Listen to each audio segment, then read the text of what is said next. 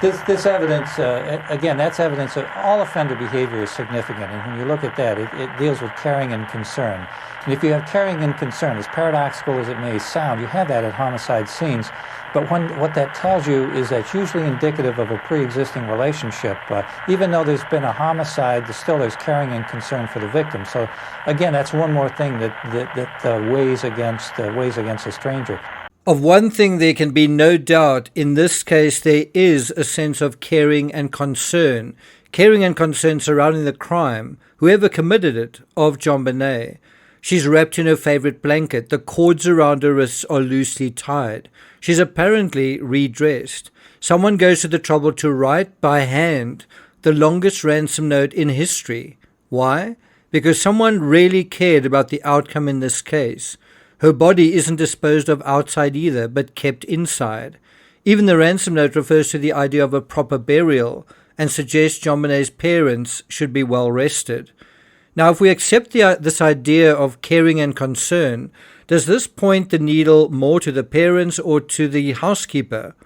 Why would the housekeeper even write a note, let alone go to so much trouble to write down page after page, and then never bother to claim anything? In terms of Linda Hoffman's version of events, it's difficult to say whether the housekeeper scenario in the bathroom is harder to believe or what happened afterwards. Even so, there is some truth, I believe, and some insight, it appears, in her scenario.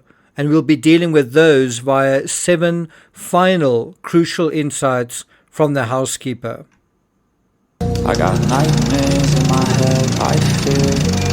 Thoughts build up until I can't feel. My mind fills up into a creature, and it haunts me somewhere much deeper. I got nightmares in my head, I fear. Hello and welcome to True Crime Rocket Science for the 4th and final installment on the housekeeper's narrative. She writes, "At first you thought you had knocked her out, but then she wasn't breathing, and you felt for a pulse, but there was none." Now, if the housekeeper's theory was true, that would mean JonBenet died as a result of the blow to the head. But that's not what the coroner found, nor what the autopsy seems to show. In my view, if this is what happened, and if Patsy did feel for a pulse, there would have been a pulse. This scenario also doesn't explain the twin marks on JonBenet's shoulder, as well as the mark on her cheek, which seem to come from the same source. Did Patsy use a stun gun? I doubt it. Did the Ramseys even have a stun gun? I doubt it. Anyway, the housekeeper goes on to write, what to do, a little bit of sarcasm there. Well, someone else must have done this, since it certainly couldn't have been you, right? And I must say, although the tone is a bit objectionable, I think there is some merit to what she's suggesting here. Is you have the situation, what can you do with it? Well, through pageantry, can't you manufacture this idea that someone else did, whoever did this, let's try and make it look like someone else did it. And then how do you do that? Well, don't you exaggerate the scene in certain ways? And then the housekeeper writes, after all, you were always a model parent, right? At least you hope people thought so. Now, I do think whoever wrote the ransom note was trying very hard to say someone else did this. That really needs to be emphasized. The whole ransom note can kind of be boiled down to 4 words. Someone else did this. And there was also an attempt to both distort and exaggerate the underlying reality, whatever it was. It's also interesting that the ransom note refers to at least 2 perpetrators participating in this crime besides the writer herself or himself, through this phraseology of 2 gentlemen watching over your daughter. Think about those words again. After all, you were always a model parent, right? At least you hope people thought so. I also think elements of what the housekeeper is suggesting here could be valid, though not necessarily in the sense that she means it. Patsy was always trying to project this idea of an ideal home life, and that she was a model parent with a model daughter. The urine threatened to turn that impression into a slightly stinky one. And so look at these words from the housekeeper. You hoped people thought so. Think about the ransom note and you hoped people thought so. Think about also the 911 call and the "you hoped people thought so." A lot of pageantry is hoping that a particular impression lands favorably with an audience. I do have a sense that a lot of Patsy's character was shaped around just this idea of creating positive impressions, how she dressed, etc. And this is reinforced by longtime friend Judith Phillips, who also photographed Patsy while she had cancer. In Perfect Murder, Perfect Town, Phillips is quoted saying the following: "John dressed casually, but Patsy always wore fine clothes. When you go outside your home," she always said, "you dress up, full makeup. In fact, she was always a little overdressed." There is also another fascinating insight that you can only get from someone who is this close to the Ramseys. Before we deal with the housekeeper's insights, I want to go back to Greg McCreary speaking to this idea that good people wouldn't hurt their own children. And we want to really look at that as well. Is it a fair statement? Some of the, apparently the district attorneys believe that the Ramseys couldn't have done it because they're good Christians, they're nice people, and so forth. This is the wrong way to go about an investigation. And this is a trap that people fall into sometimes. We want child killers, especially child killers, a heinous crime, to be different than you and I. And we're not comfortable when they are like us. We want them to have a hunchback and drool one eye in the center of their forehead and drag a leg behind them when they walk and all that. The reality is, though, that murders and child murders are committed by people who are otherwise very nice people. And we just don't want that to be true, and it's an unsettling thing, and sometimes people have trouble getting over it. But that can't be what drives the investigation. The facts have to drive the investigation, and the theories have to emerge from the facts, not some preconception whether someone could do this or not do it. We're going to come back to this idea that good people wouldn't hurt their own children and whether it's a fair statement, and then also deal with the 7 final crucial insights from the housekeeper. Before we get to that, if you haven't subscribed to the channel, please do. Welcome to the many of you who have subscribed. If you're really enjoying my content and want more of my voice covering the Ramsey case, you can go to Patreon, where I've got audiobooks on the Ramsey case on the $5 and $10 tier, Christmas Star and the Craven Silence. I'll put links to those audiobooks in the description. If you find this analysis worthwhile, please hit the thanks button and let's get started. Right, so the 7 final crucial insights from the housekeeper. Number 1, the Ramseys were bookworms. Now you might say, how on earth is that a crucial insight? And I can tell you, as someone who is a writer, I'm also a bookworm. I'm also someone, people who write a lot also read a lot.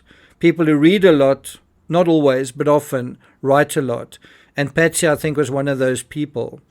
And the Ramsey housekeeper touches on this when she says, all of those Tom Clancy novels were suddenly flashing through your mind as JonBenet's body lay before you. What would a clever mystery writer have his antagonist do? Now, here the housekeeper seems to be half right. She's right about there being a lot of books and novels and spy novels in the house, but I'm not sure it was Patsy who was actually reading those. Once again, we have a second housekeeper confirming that the Ramseys, not just Patsy, but John too, were bookworms, just as many wealthy people are. And this confirmation came via Peter Boyles from his radio show, where he said, one of the stories we broke was about John Douglas's book Mindhunter being seen in the crime scene photos. It was actually Lou Smith who also saw it. You know a little bit about books by the Ramseys' beds. Linda Wilcox, the former housekeeper, says, well, they each had a pile of books in the corner by the bed, even though they had nightstands. Originally, the nightstands weren't there until they redid the upstairs. And even afterwards, they tended to just throw the books there. So I kind of knew who read what. So Patsy cited things like, poems for women and not really what I would consider true trash-like Harlequin romances, but more like Mary Higgins Clark, woman novels. Some of them I had even read. John's side of the bed was usually some kind of suspense thriller. He tended to buy books by what I call by the numbers. I mean, whatever's number 1 on the bestseller lists. Occasionally it would be something like The 7 Habits of Successful People, or financial things, or even, and then something is inaudible there. But generally it was some kind of suspense novel. Now, I also don't think if anyone drew inspiration that night from books, and we know the Ransom Note writer drew inspiration from movies, so why not books too? Well, then the most likely candidate, or certainly the most interesting candidate in this regard, is arguably the book Mindhunter. Again, it's interesting that the housekeeper touches on this area, even if the specifics are not necessarily accurate. Number 2, a bash in the head was too suspicious. Actually, I doubt it was a situation that when either of the Ramsey parents saw JonBenet after the incident, whenever that was, that they knew about the head blow, because not even the coroner knew about it. It was his job to study JonBenet's injuries and to document the injuries. And not even when he examined JonBenet in situ, in the house, on the carpet, in the lounge, was he aware that there was a blow to the head. Even when this 6-year-old little girl was on his autopsy table, he wasn't able to tell that she had suffered blunt force trauma during his external examination. In fact, it wasn't until far into the autopsy examination that the coroner even found the evidence of a severe blow to the head. This is the section that deals with it. In the 9-page autopsy report, the skull and brain aspect only comes up on page 7, which is really late in terms of that report. So I think the housekeeper misreads this as well, assuming the blow to be obvious, assuming signs of this trauma to be obvious, and perhaps even bloody to the perpetrator when it wasn't. And rather than get rid of the murder weapon, the housekeeper imagines a scenario where the perpetrator instead fashions a brand new weapon from scratch. She too assumes the same thing so many have assumed, that the garrote is a garrote. Number 3, a parent could do that. So the housekeeper writes, think, ! They sure wouldn't have a villain lie down and take the rap for an accident. Again, she's referring to someone in one of these mystery novels. A bash in the head, after all, was too suspicious. A parent could do that. And I want to quickly discuss this idea that a parent could do that. Could a parent do that? Or could a parent not do that? Together. I just find it, Greg, so incomprehensible, parents killing children. That's just incomprehensible to imagine. It is. I don't find it incomprehensible because we see it so often in true crime. Chris Watts killed both his children and his pregnant wife. Scott Peterson indirectly killed his unborn son Connor as well. Letitia Stork, also in Colorado, killed her stepson Gannon. Laurie Vallow was convicted of killing both of her children. And I've actually driven by and stood beside this very fence in Idaho and the very plot where Laurie's children were secretly buried and then later exhumed. Alex Murdoch killed his son. I've also driven by that plot as well and driven around that particular area. Many people believe Kaylee Anthony was murdered by her mother as well. I've also visited that area in the woods. But a common thread in virtually all of these cases is that the parent is in a sexual relationship with someone new at the time, and the child or children or the unborn child is perceived to be in the way or a threat to this new sexual adventure, this whole new life that is beckoning. Think about Laurie Vallow and going to Hawaii, and this whole fantastic existence that she believed or was led to believe was due to her. Of course, another attendant motive in almost all of these cases is financial, especially financial constraints or financial threats of some kind.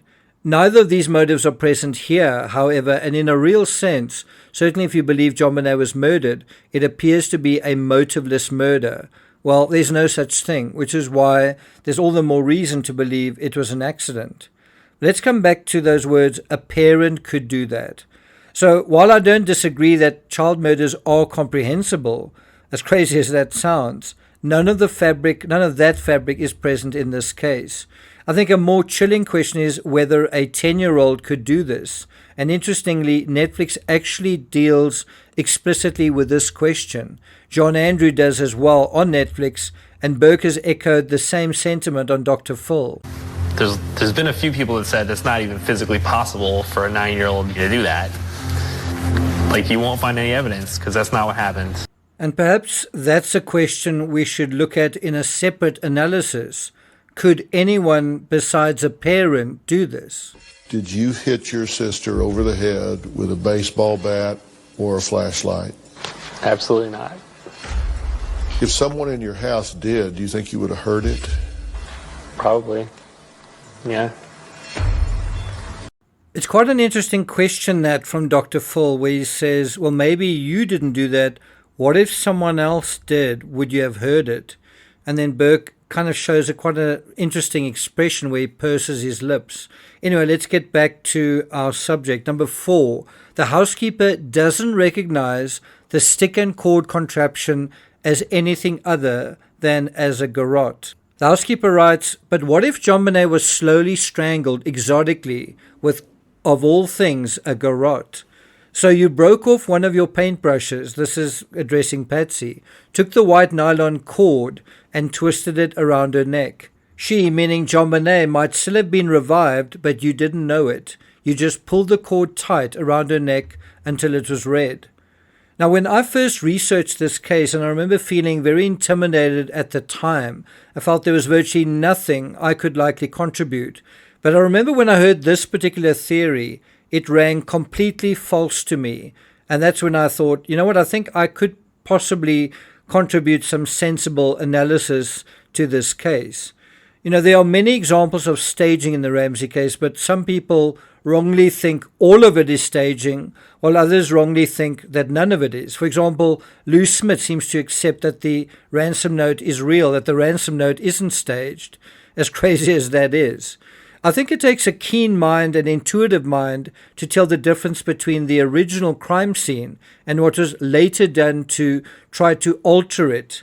And I guess apparently very few people are capable of thinking in this way, sensitively, systematically, and in an analytical as well as a synthetic manner. Synthetic in the sense of synthesizing a scenario, coming up with a fusion of ideas that creates a connected whole. And my impression of the Ramsey case is that almost everyone defaults to they see the case through their own hearts and minds and psychology. They don't allow the case to speak for itself. They don't let the evidence guide them even when they say or think that is what they're doing. Number 5, the housekeeper doesn't recognize the stick and cord contraption, or does she? And I think, we need an ominous boob. I remember, these are her words, I remember just such a cord wrapped in just such a way around a box in the basement near or next to where her body was found. Let's repeat those words, but just be a bit more specific about them. I remember just such a cord, such as the cord wrapped around JonBenet's neck, wrapped in just such a way, in other words, the cord wrapped around JonBenet's neck, wrapped in just such a way around a box in the basement next to where her body was found. It is close now, so close to achieving its goal. The housekeeper seems to recognize the same cord, but although she implies something about the configuration, the knot, the wrapping of the cord around a box, that was the same, she doesn't seem to care, or she doesn't seem to notice or pay real attention to the knot. And then she writes, I remember a lot, Patsy. And that brings us to number 6. The tape appeared to be cut with a knife. She writes, you kept trying to make it an exotic crime scene, didn't you? You even taped your daughter's wrists and her mouth shut, cutting the tape with a small Swiss Army knife that would later be found beside her body the next day. I remember that knife. Now, what is wrong with that statement? Well, first of all, I don't think JonBenet's wrists were taped. Again, she's half right in that her wrists were bound, just not with tape. I'm also not sure if it's accurate to say that the duct tape was cut with a knife. Does it look cut or torn? Lou Smith believes the nylon cord was cut, though. In my view, the person who placed the duct tape over JonBenet's mouth is the same person who authored the ransom note. In other words, the source of that staging is the same thing. It's also covering up, in a way, the mouth, the voice, the reality of what is going on. In a weird way, covering JonBenet's mouth, if you think of it in a symbolic way, it prevents her the sort of ghost of JonBenet from telling her own story, and instead it allows the manufacture of some kind of different story. Think about the duct tape, the fabric of the duct tape, as being an analogy to the 3 pages that's the ransom note. They kind of go hand in hand. But I would also say it's not the same person who wielded the paintbrush and cord. So the person who wrote the note and who put the duct tape over JonBenet's mouth, it's not the same person who wielded the paintbrush and cord, who constructed that. And then for the first time in her story, the housekeeper mentions JonBenet's brother.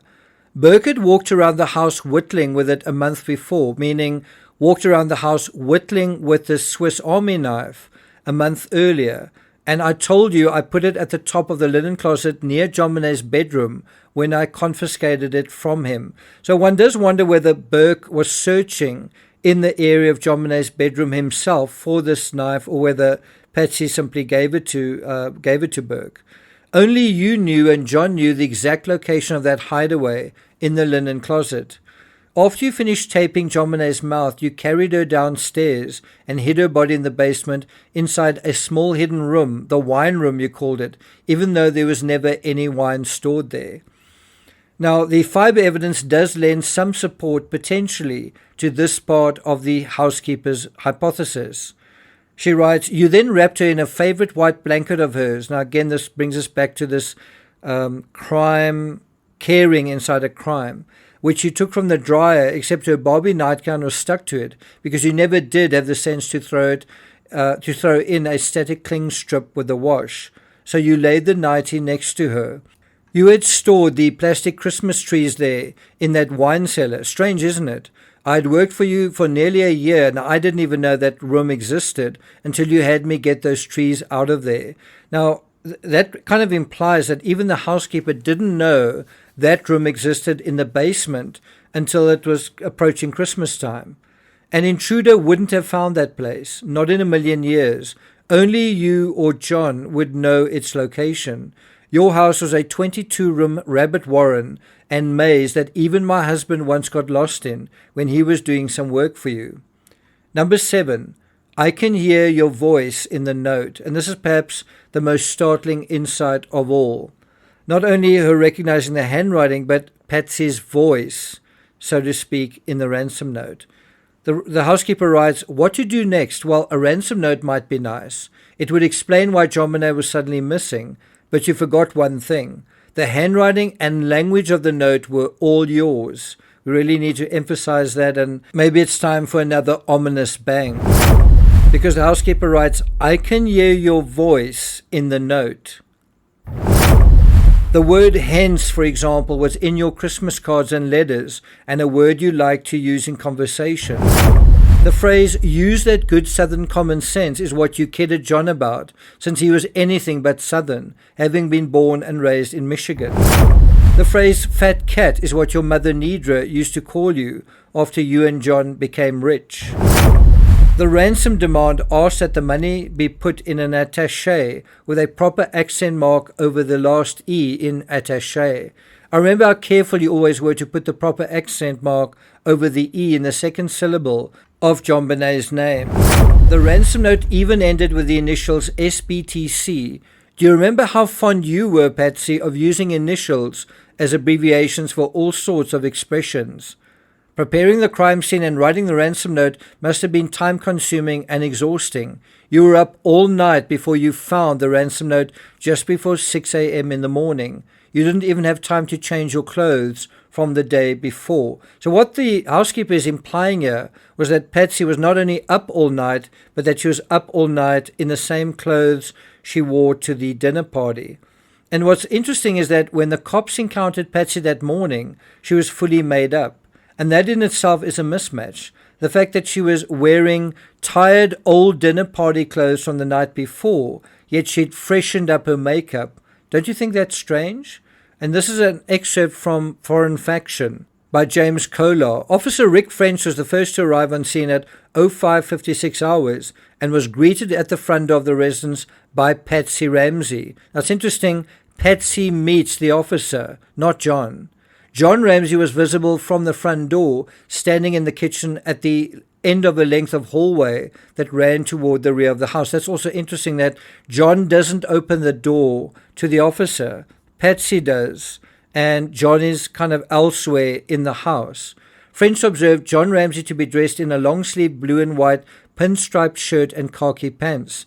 Patsy's hair and makeup appeared to be neatly done, and she was dressed in a red sweater and black slacks. Now, I've heard people say, well, she just quickly put on some clothes, she was going to go down and make coffee and then change again. Well, the fact that her hair and makeup's done doesn't really suggest that. And think about this, Patsy is all done up before 6 o'clock in the morning, whereas think about what she looked like on Christmas morning in that last picture with JonBenet. The housekeeper goes on to write, "You began screaming as soon as John had awakened, and he didn't even know what had happened when you called the police. John didn't know what had happened to JonBenet when he found the body hidden in the basement. When did you tell him?"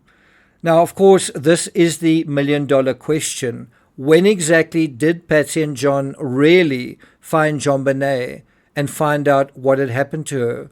What time was that? And do you think the housekeeper is right that John took a melatonin and slept through it all? I'm not going to take it further than that. If you've listened this far, high five. Thank you for concentrating, focusing, and making notes in your notebook. Thank you, and I'll see you guys next time.